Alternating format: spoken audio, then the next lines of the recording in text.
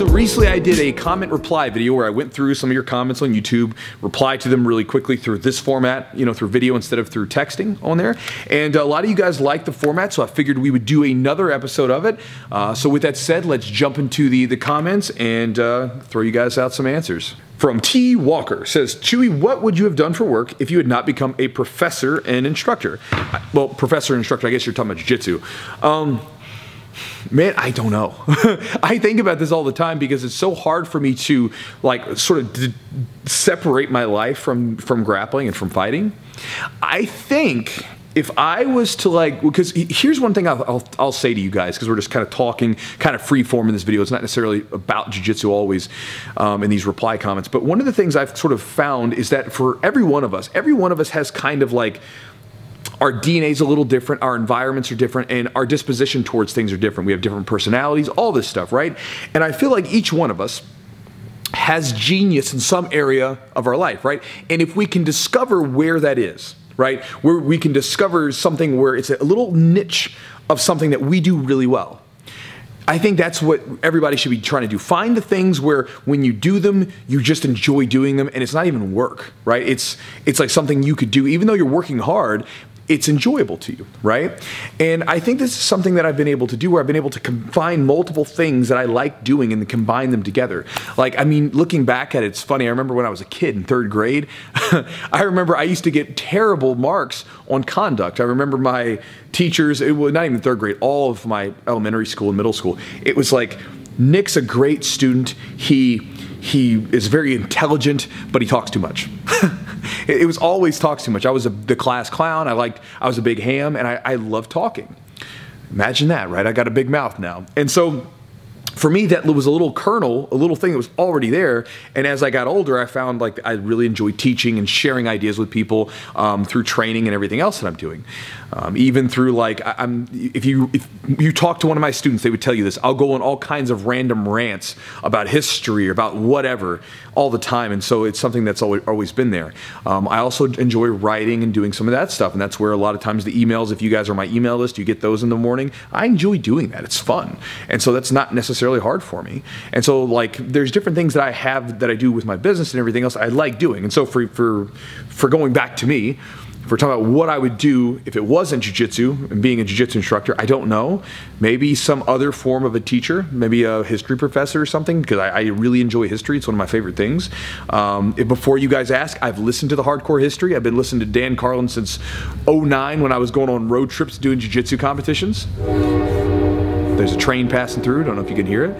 But yeah, so I don't know. It's hard to say. It would be something probably related to teaching just because I find that I really like talking. I like sharing ideas with people and conversing with people. And so something like that. But as far as what it would be specifically, I don't know. And for any of you guys, maybe if you ask that question to me, T. Walker, to sort of maybe get an idea of other avenues for things you could do, what I would say is try lots of different stuff out until you find something that sort of just like jiu-jitsu or jiu-jitsu techniques, you know, you try a lot of different ones out and eventually you find the one that seems to just kind of feel natural to you. Sort of look around and try lots of different stuff until you maybe find something that kind of feels good to you and it's something you enjoy and it's something you could do regardless of whether or not you were getting paid or not, and then like see if you can make something happen with that. Sue Tennant says, it seems you never hear about wins by wrist lock. I wonder why. I've won lots of competitions with wrist locks, and some guys get them. They're not as common just because it's a lot harder to get that control in someone. But they're definitely legit submissions. Here's a good one. This one's gonna piss some of you guys off. We got a question from Detective Penegrandi. I don't know if I'm saying that right. He says, hey, a question for the nice people here. The nice people here. It's YouTube, man. You know, nice people here. Actually, we've actually got a pretty good YouTube comment section. I figured this out. Like, I go to other comment sections, and obviously we have a few trolls that jump in, but for the most part, we got a pretty good group in our comment section. It's actually very, for the most part, it's very positive compared to some of the stuff that I see online. Anyway, off topic. He says, a week ago, I was promoted for blue belt. What do you all think about the Gauntlet? I thought I was going to pass out. So funny story, and I'll include a video of Adam in just a second walking the Gauntlet while he's recording it. He's a psycho. But the Gauntlet's something where, you know, it's weird. I could go on and on about it and whatever, but like we do the Gauntlet at our gym.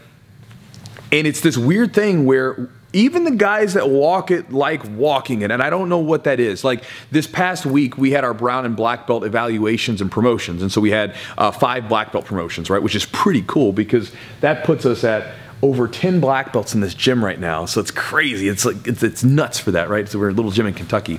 But we, well, actually we're not a little gym at all. It's a pretty big damn gym. Going back to it. So 5 new black belts. And I remember we were done. And we're getting ready to wrap up, and I wasn't going to do the gauntlet, and everybody's just kind of standing around. And then I looked at one of my students who's he's a little guy. He's about 135 pounds. His name is Josh. Josh is the worst guy. Like he has the worst whack of anyone I've ever gotten hit with a belt. Like, because I've walked the gauntlet several times. Every time I got a stripe on my black belt, I've walked the gauntlet. But I mean, the way he hits, he gets your lower back, and it's the worst pain. Like, it doesn't matter. He's terrible. And so I remember he hit me multiple times over the years as a brown belt and black belt and everything else. And so I'm looking at him like, wait. There's no way I'm going to promote you to black belt and I don't get a whack on you. You know, at least one last time I get to get you a whack. So I was like, we're walking the gauntlet. Now, you know, you would think that people would go, oh man, I got to walk the gauntlet. But even the guys that were getting ready to walk it were like, yeah, like cheering on, right? And I'm like, and I'm thinking to myself, we're a bunch of crazy people. Now that said, I've seen this in multiple different ways. I've seen gauntlets that were done where I thought they were kind of gross, where it's like the people are just whack, like just hitting people, and it seems very malicious. Where ours is like everybody's laughing and hooting and going on. I mean, it's silly and it's probably kind of barbaric, whatever, you know. And again, I don't force it on anyone, but everybody sort of just wants to walk it. So it's I don't know. But anyway, I walk the gauntlet and it's there for us and we do it. But again, I'm sure a lot of you guys think it's awful and it should be stopped and it's terrible, whatever else. But hey, different strokes for different folks, right? The one thing I will do is I'll include right after this. I'm going to include Adam walking the gauntlets. It's the most ridiculous thing ever.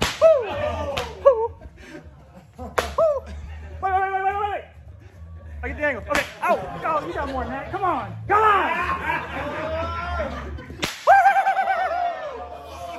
So in the last comment reply, I was talking about ego and that whole thing. One of the guys, Jay Harold, says, we spend the first half of our lives building up on our ego, and then we spend the second half of our lives learning how to do away with it. So as I was talking in the last video, I don't think we do away with our ego, right? I don't think that's necessarily the idea. Like, we use our ego. It's like the sort of the thing that there's the self, right? Which is hard to really explain, right? Because who are you? And then there's the ego, which is your stories about who you are.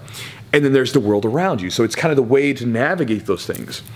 And I don't think that it's necessarily, when we talk about the ego getting in the way, I don't think it's necessarily a situation where you do away with the ego, but rather understanding to putting it in its place and understanding when it's getting in the way, right? Because it can get in the way. For instance, like, let's say that, you know, if you are an athlete and you've always been an athlete, and as you're getting older, right, the things you used to do, you can't do anymore, and it creates friction in your life.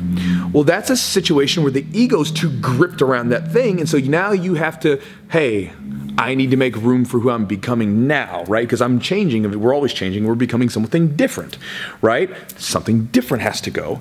And that's the idea. It's like the snake shedding its skin. You know, it has to be able to do that. It has to be able to change.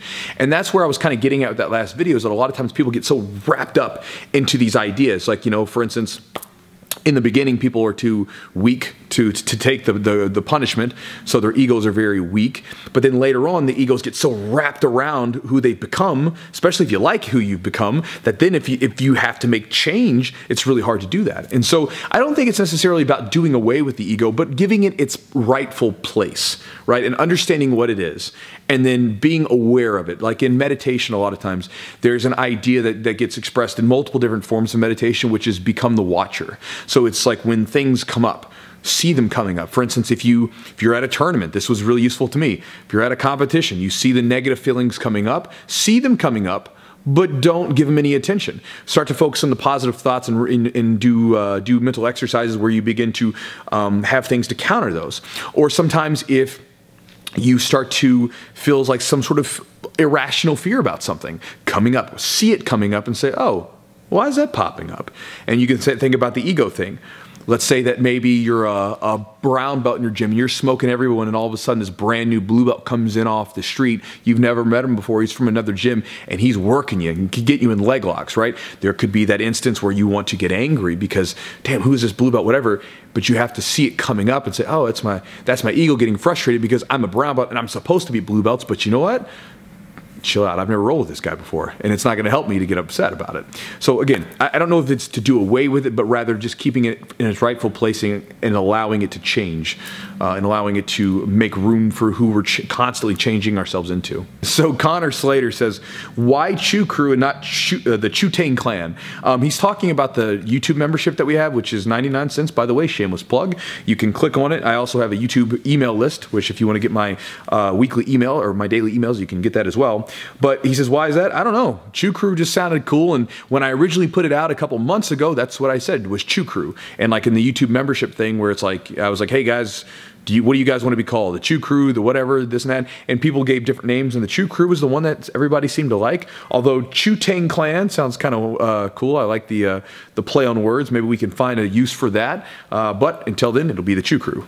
So we got one here from Ryan Mack who says, Chewy, what breathing exercises do you do to help you not gas out during rolling? I know you are not, you are meant to not go crazy in rolls. My problem is I panic breathe, and I'm just trying to find more solutions to calming my breath or making my breathing stronger. So, Ryan, let's talk about it, brother. So, it's kind of hard because, again, a lot of the breathing exercises that you're going to do, you can't do when you're rolling because, again, you don't have the luxury of being able to breathe nice and slow when you're rolling, right? You have to just get the breath in there. But here's an idea. I'll share an exercise with you, and then I'll share an idea what you can take that to rolling. So the exercise, first off, I'll show you here. So, and before you guys get all angry, I'm going to step back a little bit, and my camera doesn't have a good autofocus on it. Now, I had one of you guys send me a message the other day. He was like, on the keyboard. This is my guy on the keyboard. It's like, Chewy, with all that YouTube money, why can't you get a better camera, damn it, just with a better autofocus? I'm working on it. I'm working on getting a better camera in the future, so I'll probably look a little bit more crisp in the future. You'll be able to see some more of my grays on the side. I'm getting old. I'm starting to get like some grays on the side here. But anyway, I'm going to step back in the camera. I apologize for not being in more focus. So an exercise you can do at home. This is something to do to slow everything down. So we're going to breathe through our nose, and then you're going to basically take your hands and you're going to have them right here by your lower stomach. And the goal is to make this part push out first, and then it rises up through your chest. So we'll start by blowing out all the air.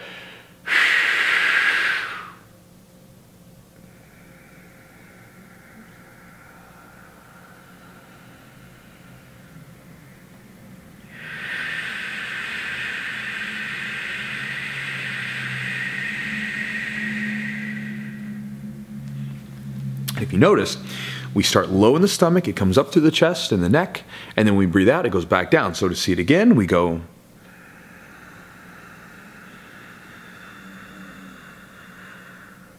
Pause.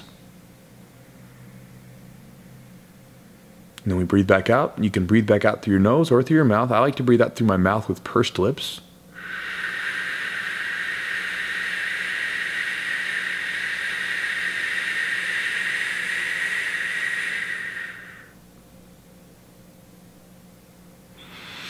And then you take a pause, and that'll bring things down. It'll slow. I mean, I feel much slower. I don't know what I sound like, but I feel like I've slowed down a little bit mentally. And so the idea on that is you're bringing in the exhale nice and slow, and then you try to make that exhale that you bring it in through the inhale, of course, and then you try to make that exhale slow as possible, sometimes double, and you have a little pause in between them. It's a great exercise to breathe. If any of you guys have trouble sleeping at night after you get done training, it's a great exercise to slow your breathing down and to do that exercise a little bit before you go to bed. You can maybe put on some meditation style music or something like that to just relax your body. But that's going to help kick you into a more parasympathetic state. Now, going to the rolling and stuff, right? You can't sit there and breathe deep during a roll, right? Someone's trying to rip your arm off or something. But here's something that you could probably do to deal with your panic. First off, be mindful of it when it's happening. And here's something that I did with my panic, because I used to panic in bad situations like mount and side control on the bottom. I used to panic and freak out. One thing that helped me get over the panic was to accept the submission. I basically, when someone would put me on the bottom, I accepted that I was going to get submitted, and it was just inevitable. So what I did was I would just ball up here, and then I would focus on my breathing and just try to relax myself as I'm going, and eventually someone would submit me, but I could last a lot longer than I thought, and eventually that helped me be more confident to go for the escapes. Another thing is my coach used to always have this as a cue. When I was competing, he would be yelling, breathe, because I would hold my breath, which is that's bad. And then a lot of times in jiu-jitsu competitions early on, or even in hard rolls, people breathe like that, right? Both of those are terrible breaths for being able to think about what's going on.